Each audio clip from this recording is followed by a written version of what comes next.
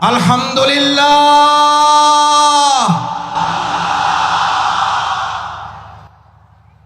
আল্লাহু আকবার। এই আলহামদুলিল্লাহ, এই আল্লাহু আকবারের টান শুনলে আমাদের এই দক্ষিণবঙ্গের শুধু নয়, শুধু বাংলাদেশের নয়, গোটা পৃথিবীর কোরআনের পাখি নামে খ্যাত এই টানের সাথে একজন মানুষের কথা কি আমাদের মনে পড়ে না? পড়ে না? আল্লাহ এই মাঠে তিনি ফিরতে চেয়েছিলেন, এই মাঠে তিনি আবার কোরআনের আওয়াজ নিয়ে আসতে চেয়েছিলেন।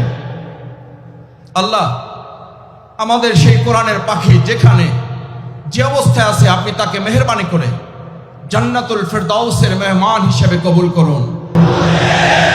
আল্লামা দেলোয়ার হোসেন সাঈদী রাহমাহুল্লাহকে আপনি শহীদ হিসেবে কবুল করুন।